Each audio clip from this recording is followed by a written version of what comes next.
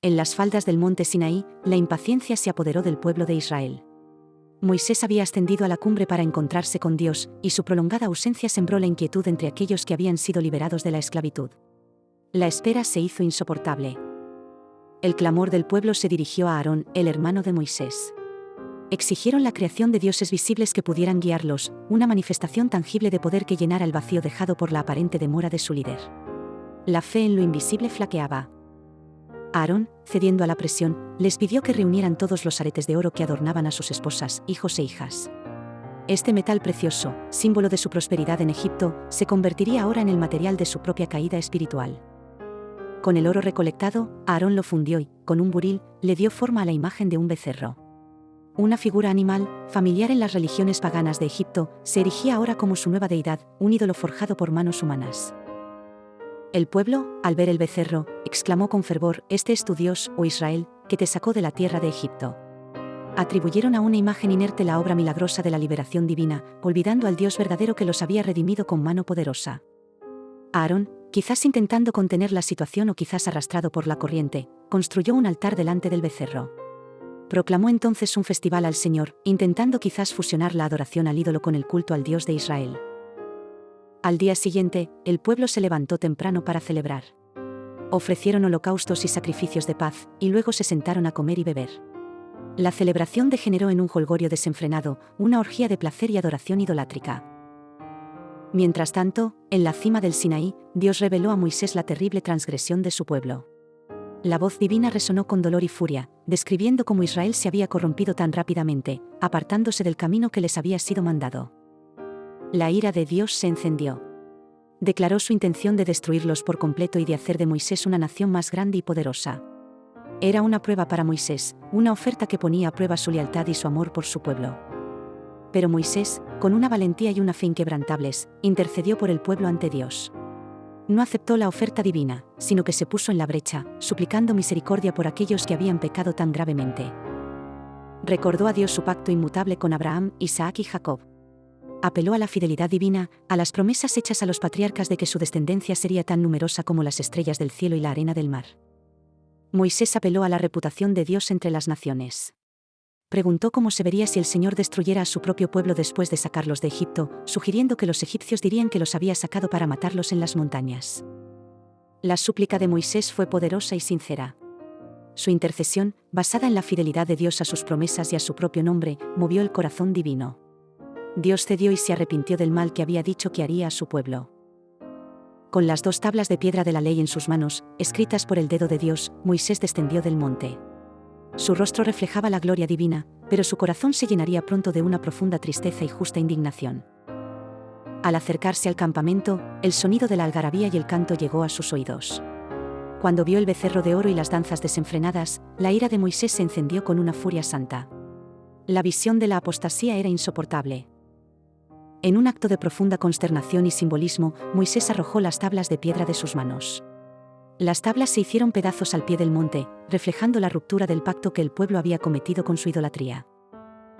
Moisés tomó el becerro que habían hecho, lo quemó en el fuego y lo molió hasta reducirlo a polvo.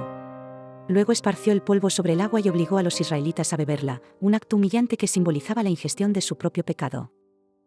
Confrontó a Aarón, su propio hermano, por la terrible transgresión. Aarón, en su defensa, dio una excusa débil, atribuyendo la aparición del becerro a un acto casi espontáneo del fuego y el oro, evadiendo su propia responsabilidad. Moisés se paró a la entrada del campamento y convocó a todos los que estaban del lado del Señor. Era un llamado a la lealtad, una prueba de quienes permanecerían fieles en medio de la apostasía generalizada. Los levitas, la tribu de Moisés y Aarón, respondieron a su llamado. Se pusieron de parte del Señor y, siguiendo las instrucciones de Moisés, ejecutaron a aquellos que habían participado activamente en la idolatría.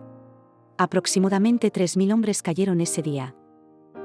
Al día siguiente, Moisés se dirigió al pueblo, reconociendo la magnitud de su pecado. Luego, con una audacia asombrosa, regresó ante el Señor para interceder nuevamente, ofreciéndose a sí mismo como sacrificio por el pecado del pueblo. Moisés suplicó a Dios que perdonara su pecado, y si no, que lo borrara del libro que había escrito. Era una muestra de amor sacrificial, una disposición a dar su propia vida por la redención de Israel. Dios rechazó el autosacrificio de Moisés, declarando que solo aquel que peca será borrado de su libro. Sin embargo, prometió enviar un ángel delante de ellos para guiarlos en el camino hacia la tierra prometida. Dios declaró que, aunque su plan para Israel continuaría, los pecadores serían responsables de sus propias acciones. Envió una plaga sobre el pueblo como consecuencia directa de su idolatría, un recordatorio de la seriedad de su transgresión. A pesar de la plaga y las consecuencias, Dios instruyó a Moisés para que guiara al pueblo hacia la tierra que había prometido a Abraham, Isaac y Jacob. El destino de la tierra prometida permanecía inalterable.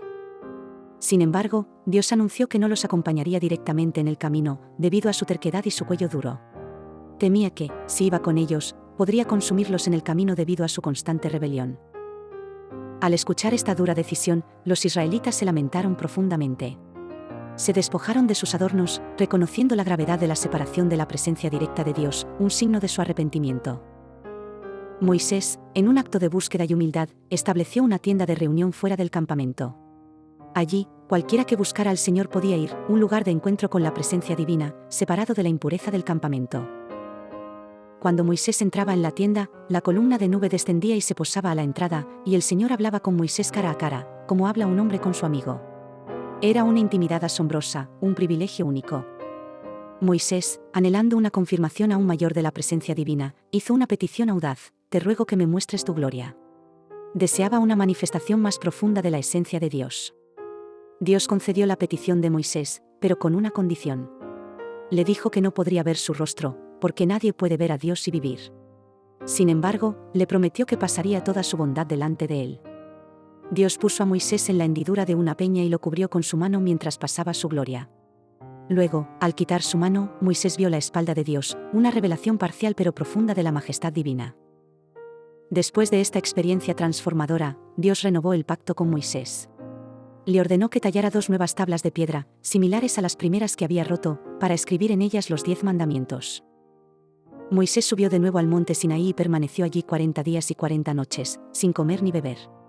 Durante este tiempo, Dios escribió en las nuevas tablas las palabras del pacto, restaurando la ley y la relación con su pueblo. Con el pacto renovado y la presencia de Dios confirmada, se dieron instrucciones detalladas para la construcción del tabernáculo. Este sería el santuario móvil, el lugar donde la presencia de Dios habitaría en medio de su pueblo. Se especificaron los materiales, las dimensiones y el diseño de cada parte del tabernáculo, desde sus cortinas y tablas hasta sus utensilios sagrados. Cada detalle tenía un significado simbólico profundo, apuntando a la santidad de Dios.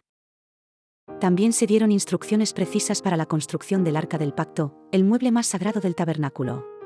Contendría las tablas de la ley, un testimonio perpetuo del pacto de Dios con Israel. El pueblo respondió con una generosidad abrumadora, trayendo ofrendas voluntarias de oro, plata, bronce, telas finas y piedras preciosas. Su arrepentimiento se manifestó en su disposición a contribuir a la morada de Dios. Dios también proveyó a los artesanos necesarios para la obra. Bezalel, de la tribu de Judá, fue lleno del Espíritu de Dios en sabiduría, inteligencia y ciencia en toda clase de artesanía. Junto a Bezalel, Aholiab, de la tribu de Dan, fue designado como su ayudante. Ambos fueron dotados con habilidades extraordinarias para diseñar y ejecutar todas las obras del tabernáculo, desde el tejido hasta la talla de madera y el trabajo en metales.